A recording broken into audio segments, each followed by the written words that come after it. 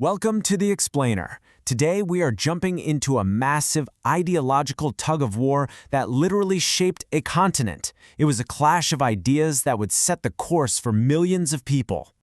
So think about it for a second. After you've won a huge bloody war for independence from, Spain and Portugal, what do?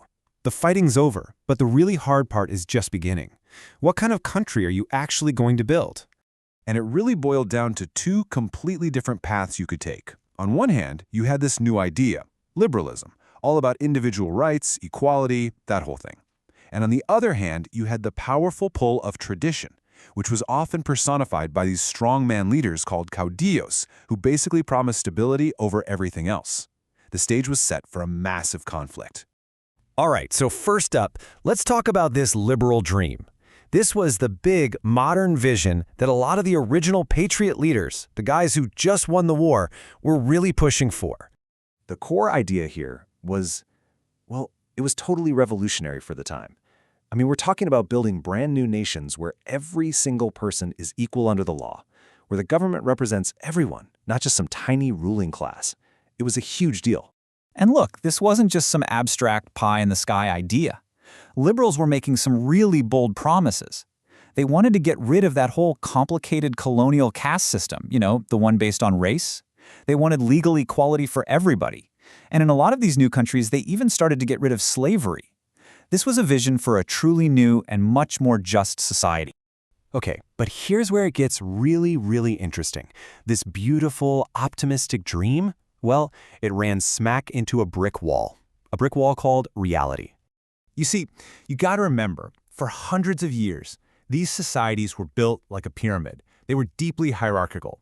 The moment you were born, your place in the world was pretty much locked in. And that kind of structure, inherited from centuries of colonial rule, it just doesn't vanish overnight. So this whole concept of me first, of individual rights and freedoms, it was just, it was alien. It didn't really compute in a culture that had always put the group, the community, the family ahead of the individual. And this right here, this really puts it all into perspective. It's like trying to balance a scale.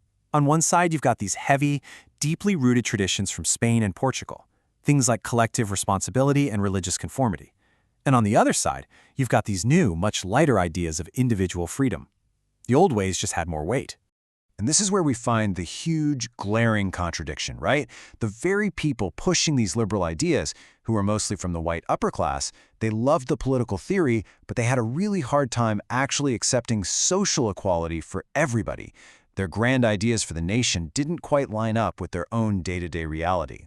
So, with the liberals kind of stumbling on this, it left the door wide open for another group to step right in, the conservatives. And when you look at the leaders, they could not be more different. The liberals were always looking to Europe for the next big idea, but the conservatives, they were way more direct. They defended the past, and they weren't shy about it.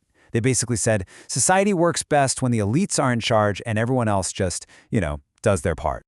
Now you'd think, the everyday person is obviously going to side with the liberals, right? I mean, freedom, equality, what's not to love? But here's the twist. A lot of ordinary people were actually drawn to what the conservatives were selling. They liked the stability and the familiarity that came with tradition. It felt safe. So this whole ideological showdown, this clash between the new and the old, it all came to a head over one single issue, an issue that touched absolutely everyone's life, the power and role of the Catholic Church. And man, you can really see the battle lines drawn here. Liberals wanted to separate church and state. They said, hey, let's have freedom of religion for everybody. They wanted public schools run by the government. Conservatives? Nope. They wanted to keep Catholicism as the official religion, demanded conformity, and were adamant that the church should be the one in charge of education. And at the end of the day, this was the conservatives' trump card. By making themselves the defenders of the church, they tapped into something really deep in the culture, something that mattered to peasants and landowners alike. It was an incredibly smart political move, and it's why they often won this fight for the soul of the nation. So it all comes back to this one big question, doesn't it? When you're building a country from scratch, what's more important, the promise of new freedoms or the comfortable traditions?